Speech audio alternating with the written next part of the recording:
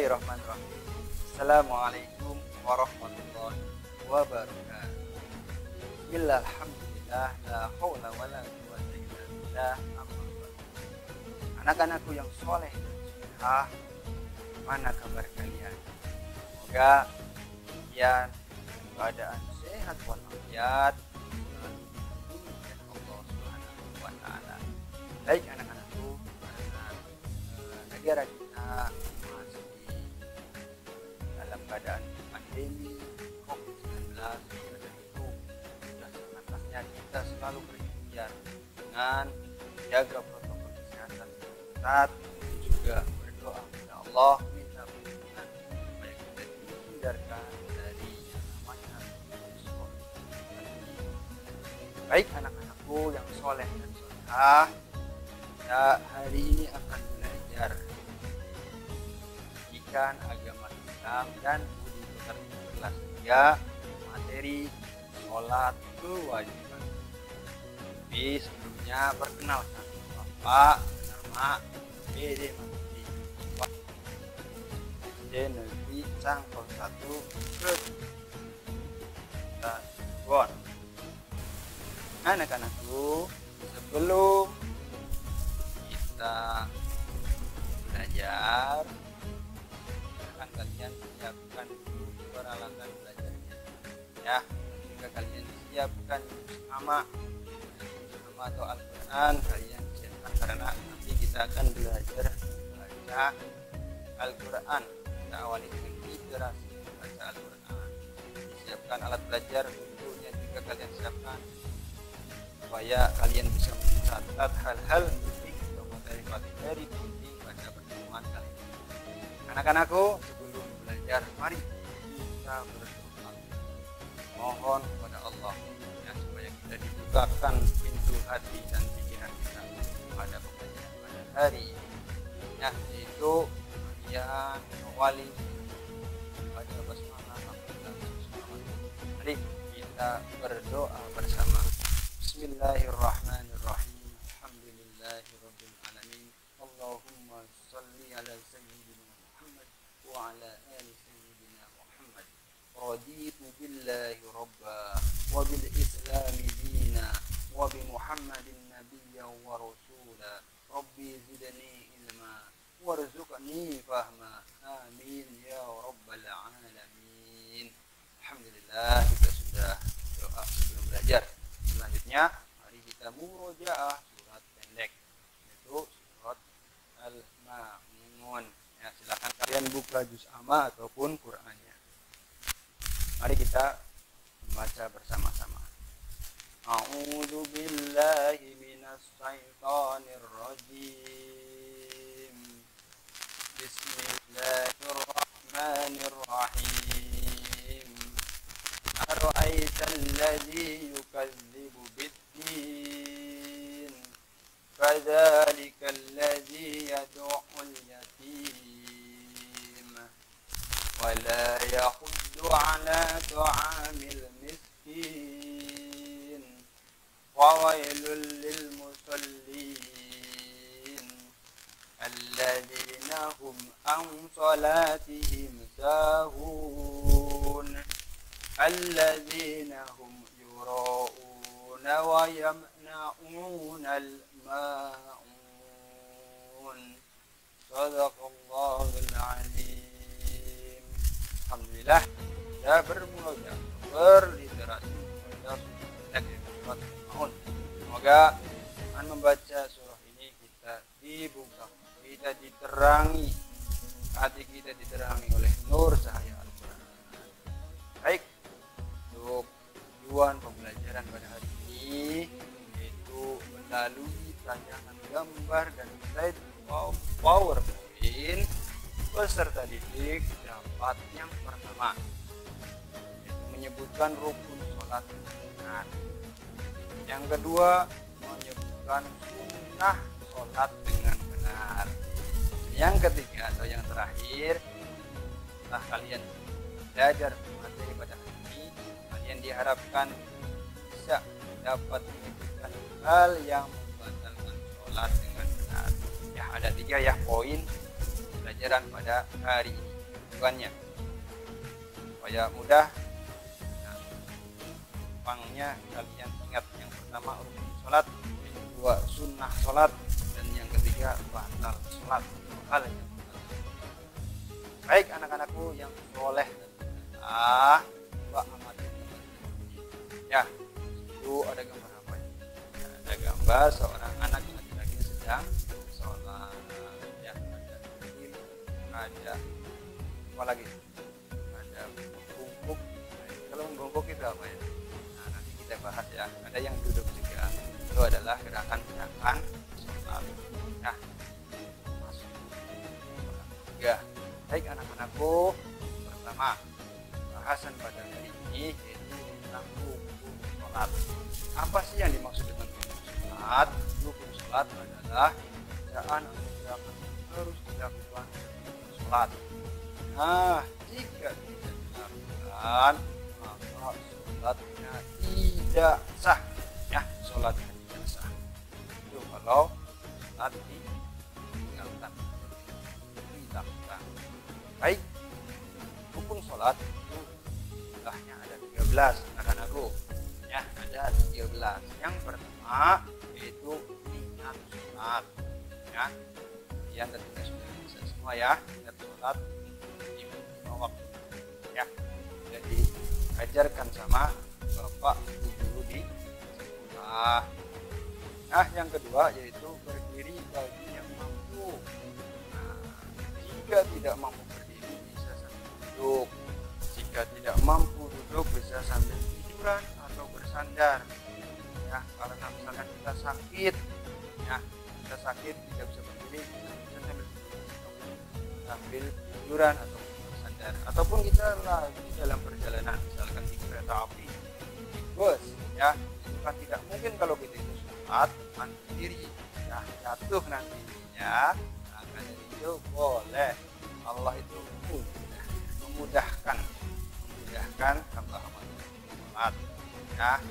Kalian bisa sholat dengan bersandar ya, dan dengan cara apapun, bahkan dengan menggunakan isyarat mata. Jikalau ternyata badan kita itu sakit semua, tidak bisa digerakkan semua, digerakkan mata kita boleh sholat dengan isyarat ya, boleh seperti itu. Dan yang ketiga yaitu takbiratul ihram, membaca Allahu Akbar ketika dari sholat itu. Nah, rukun sholat yang selanjutnya yaitu membaca surah kelima, ruku dengan tumainah ya, yaitu sengaja membaca subhana rabbiyal azim wa bihamdihi seperti itu. Dan rukun sholat yang keenam yaitu iktidal dengan tumainah.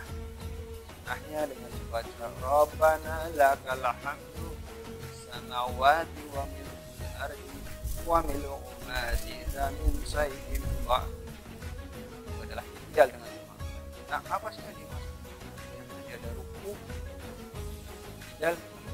Nah, ya, yang dimaksud dengan tumainah ialah diam sejenak seukuran minimal membaca surah. Itu yang dimaksud dengan tumainah, supaya kita sholatnya tidak terburu-buru ya, seperti itu. Rukun sholat yang selanjutnya yaitu sujud dengan tumainah ya. Sunnahnya membaca subhana rabbiyal a'la wa bihamdihi. Catatannya yaitu dalam melakukan sujud itu ada anggota badan dalam tubuh yang harus menempel ke lantai saat apa itu pada tubuh saya ya, ada 7. Perhatikan gambar ini ya, 7 anggota sujud itu. Yang pertama itu adalah dahi dan hidung, itu harus nempel ke lantai ya sayang ya, dahi dan hidung. Yang kedua dan ketiga itu kedua telapak tangan ya, kedua telapak tangan itu dihubungi dua ya, jadi kedua dan ketiga. Dan yang selanjutnya yaitu keempat dan kelima itu kedua lutut. Nah, kalau orang Cirebon nyebutnya dengkul mungkin ya, dengkul lutut itu adalah yang harus nempel ke lantai. Yang keenam dan ketujuh yaitu kedua jari kaki ya, kaki harus di tempelkan ke lantai ya. Nah, Dede akan sajikan gambar itu, kalian coba amati masuk gerakan yang benar atau tidak ya. Coba kalian lihat. Nah, ini gambar yang pertama. Coba dari 7 anggota badan dalam sujud yang harus ditempel ke lantai. Coba kalian amati, sudah benar apa belum? Ya, gambar yang pertama itu sudah benar ya. Pinter. Coba gambar yang kedua dengan sujudnya seperti itu. Sudah benar apa masih belum benar gerakan sujudnya? Iya, pintar, itu sudah benar ya. Dan yang terakhir nih gambarnya, coba kalian amati lagi. Nah, seperti itu sujudnya. Seperti itu, sudah benar atau masih belum benar atau tidak benar? Ya, itu tidak benar ya. Itu adalah sujud nah ya.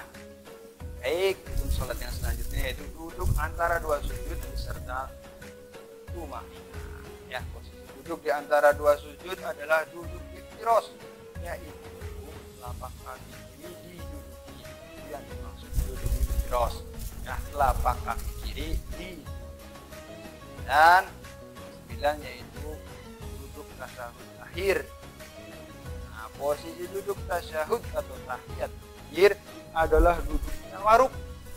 Apa sih yang dimaksud duduk tawaruk? Yaitu telapak kaki kiri dijulurkan sedikit di bawah kaki kanan, ya, telapak kaki kirinya tidak diduduki ya, seperti itu. Coba lihat gambarnya.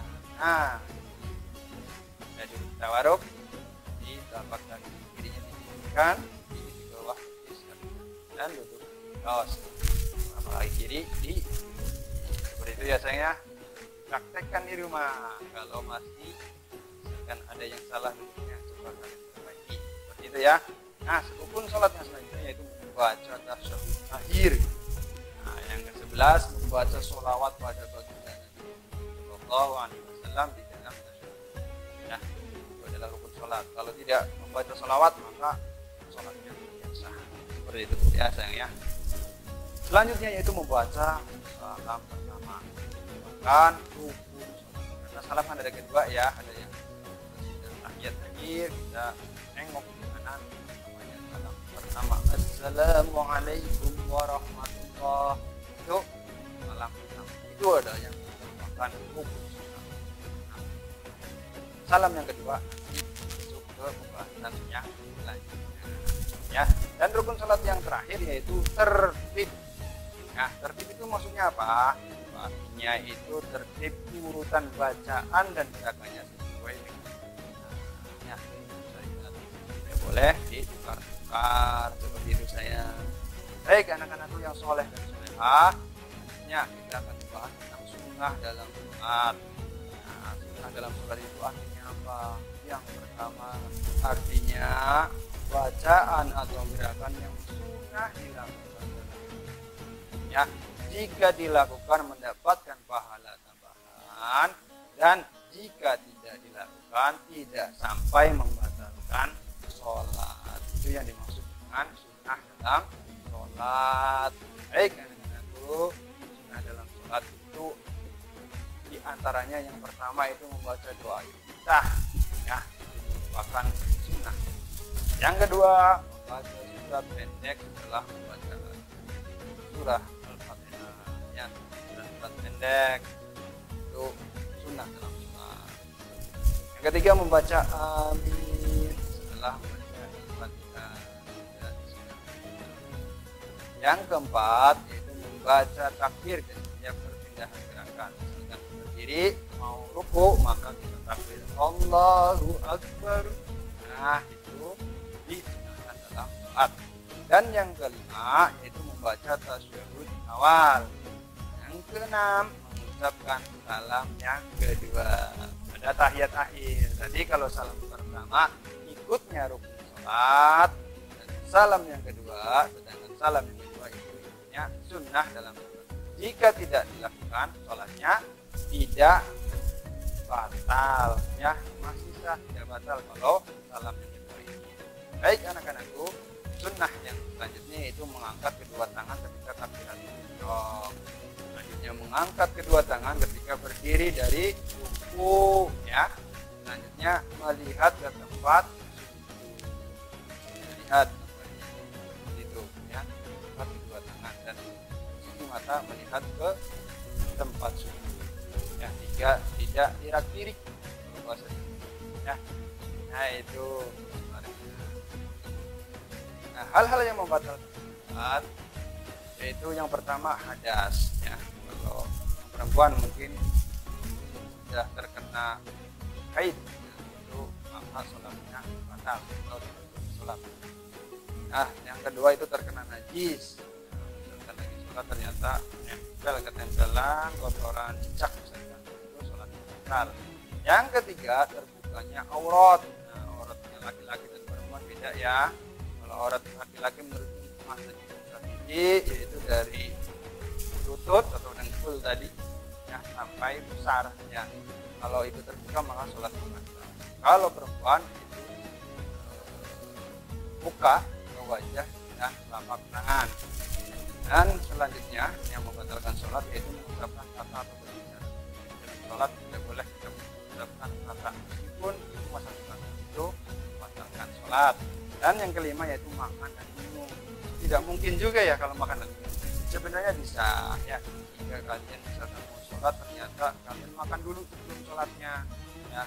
Setelah wudhunya kurang bersih dalam berkumur, ternyata masih banyak makanan yang tersisa di mulut pada nempel. Nah setelah sholat ternyata makanan yang menempel itu kalian telan, ya, maka itu batal sholat, ya. Yang selanjutnya itu menambah rukun sholat. Jika misalkan semangat banget, Pak saya semangat mau sholat, punya ruku ataupun sujudnya menambah, ya itu nggak boleh, ya, itu akan membatalkan sholat meskipun kita semangat. Harus sesuai dengan tuntunan syariat.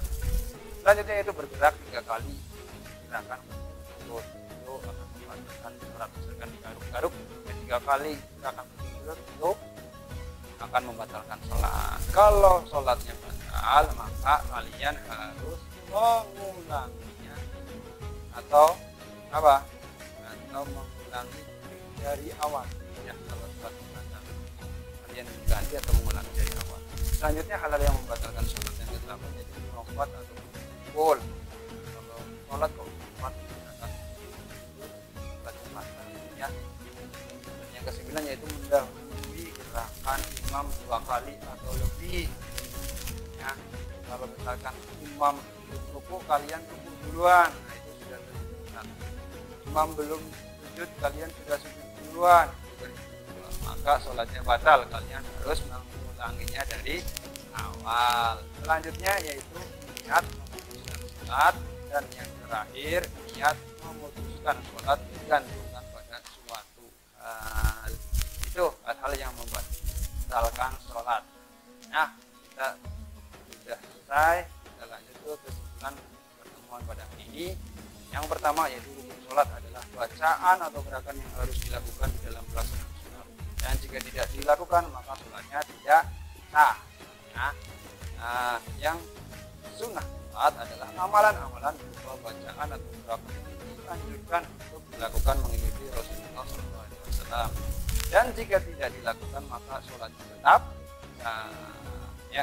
Dan yang terakhir, batal sholat ialah hal-hal yang ketika dilakukan maka sholatnya batal atau tidak sah. Kalian harus mengulangi sholat tersebut. Nah, supaya kalian bisa memahami pertemuan hari ini, kalian coba latih soal, ya. Kalian kerjakan, kalian tulis, kalian kerjakan di rumah, dan kalian kumpulkan ke guru kalian masing-masing, bapak ibu, ya.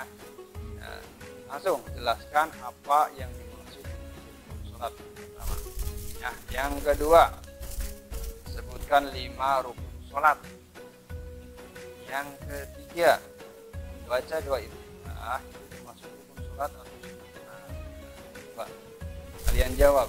Dan yang keempat, sebutkan menjelaskan 3 hal yang membatalkan sholat, dan yang terakhir yaitu jika seseorang sholat batal maka apa yang harus dilakukan.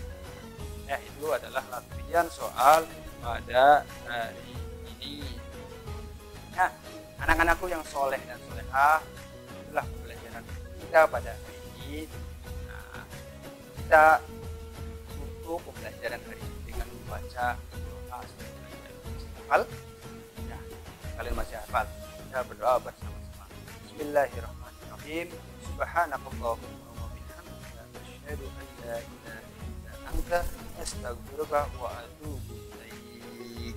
Ya, anakku yang soleh dan solehah, semoga kalian tetap bisa melaksanakan sholatnya meskipun dalam sakit. Kalian tetap lakukan di rumah ya, dengan tuntunan sesuai dengan syariat ya, karena sholat adalah nanti merupakan ibadah atau amal yang akan dihisab pertama di yaumul atau di hari akhirat nanti ya. Maka dari itu kalian harus rajin-rajin melaksanakan sholat. Kewajiban sholat setelah kita balik sampai kita sudah akan meninggal, kita masih sholat. Seperti itu anak-anakku, semoga pertemuan pada hari ini diberkahi oleh Allah Subhanahu wa taala. Kurang lebihnya apabila kata-kata Fadilah atau perbuatan yang kurang berkenan, mohon maaf sebesar-besarnya. Wabillahi taufiq wal hidayah. Assalamualaikum warahmatullahi wabarakatuh.